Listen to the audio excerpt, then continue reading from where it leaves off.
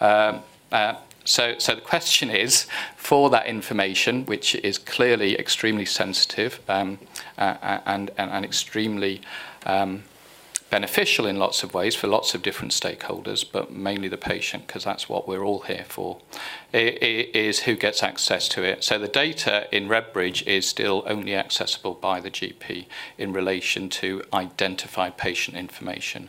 There are 3 people within the PCT who, through our Caldecott Guardian, have been allowed to have access to individual patient identifiable information for commissioning purposes and also to check billing and also those sorts of stuff.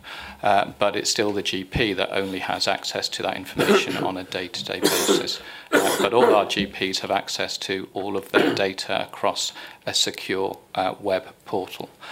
So effectively, the same rules apply as they did before we digitized that information, because still people like me in commissioning organisations still had access to paper records for contracting purposes and other things. In fact, more people had access to the record rather than what they have now. So we've reduced the access and we've made it more secure, we believe, than it was before. Well, I don't have any access to any such information. I guess I would agree that most access should be significantly restricted, but I guess if we just sort of think back to what these systems were designed to improve, certainly from a telemedicine point of view, what underpins it is sort of equity of delivery of healthcare and to some extent equity of access to healthcare. So that's the sort of first phenomenon that is upon us and that we want to get access. The other thing that's been happening largely is sort of multidisciplinary working, and I guess that's probably made the biggest inroads into what multiple access or different people accessing the system is probably necessary. People with very, very specific interests, whether it's physiotherapists or social services, etc., all need their part of the action to both input and output it. I mean, it would seem a very difficult thing to engineer, on the one hand, the restriction for security reasons versus what it's set out to do, which is actually to enhance multidisciplinary working. So I leave you with that thought. Scotland? Yes, I think there's always got to be a clinical relationship and a need to know. And if you can't justify any access, if it's illegal or if it's been discovered, then there are lots and lots of sanctions in place, and mainly disciplinary. Most people, if they commit a serious offence, then would lose their jobs. In our system, we access only de-identified data for research purposes. I think your point about the differentiation between quantifiable and more qualitative data, maybe narrative notes, or particularly in our business, the narrative notes are the things that tend to be the most problematic. There's another angle in that is the development of the electronic record. Someone mentioned it earlier today that it's that story that you don't want to lose when you see a patient, whether it be a medical patient or a behavioral health care patient. On the other hand, many of the things that we routinely ask can be quantified. So mental status exams in our industry, or certain things on the health and physical history and physical can be check marked or check boxed or something like that. It's a balance between that qualitative data and the quantitative data, because you really want both. But I want to suggest to you, and I think this is one really kind of comes back to this issue of the opt-in, opt-out question, and that is, just imagine this scenario. You are 3 o'clock in the morning, you're in a car accident, you're a psychiatric patient, you're on psychotropic medications, and you are taken to the emergency room, and maybe you are alert, maybe you're conscious, but you're psychotic, and you cannot give a good history for whatever reason. And there is an electronic record of your history data, but you have not given permission to that emergency room doc to get access to it. Should the doc be able to break the glass, as we call it, and get access to that data, if the drug that they're about to prescribe to you could kill you if it's contraindicated with the medication you're taking for your mental health disorder? And I think that's the level of, that's what I think you're. But if you've opted out, then the information might not be there. So you might not have the option to bring it. And I think that's a question: is whether an opt-out really means completely opt-out, or should the data still be there that can someone could get at in the event of an emergency, but they have to show a paper trail or electronic paper trail that says, here's why I'm accessing this data, because this person's life is at risk.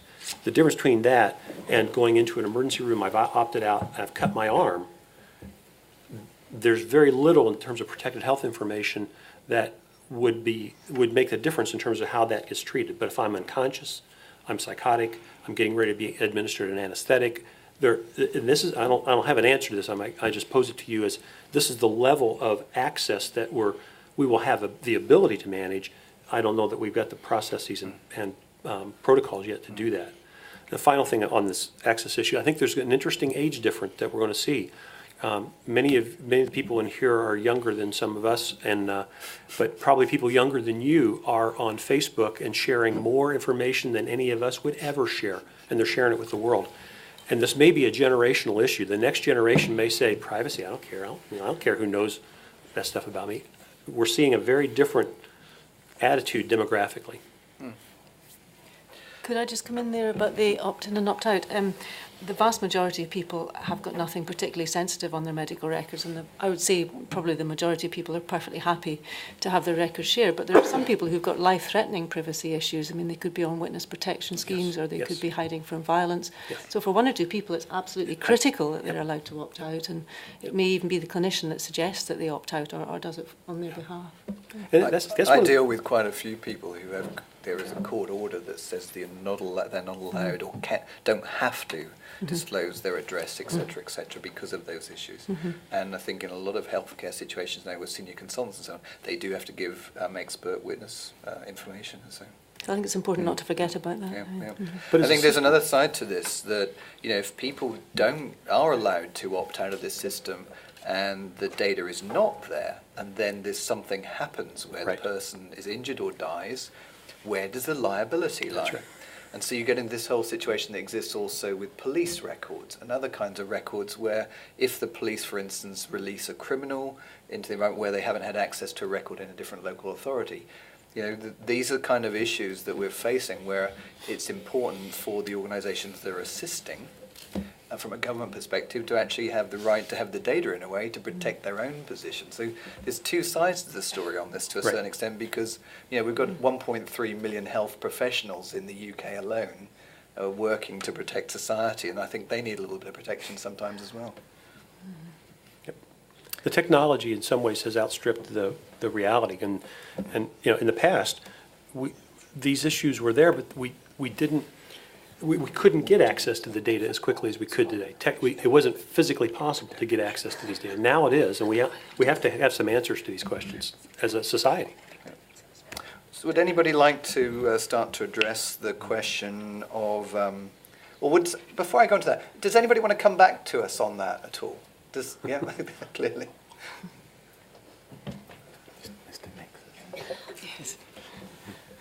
It was interesting hearing you talk about opt-in and opt-out.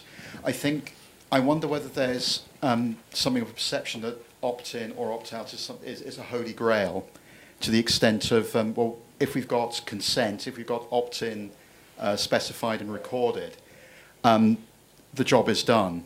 We therefore feel like we're in a full state of security, in effect. We have permission, we're covered legally, but at what point do we stop looking at these security models and the architecture? You see, that's just the first step I would propose to the panel before actually the hard work has to be done. So if someone is on a witness protection program and they somehow feel, right, I should therefore opt out of these summary care records and so forth, I'm not sure that's the right message to be putting across. I'm not saying that you are, but I think there's a risk there, that there's a misinterpretation.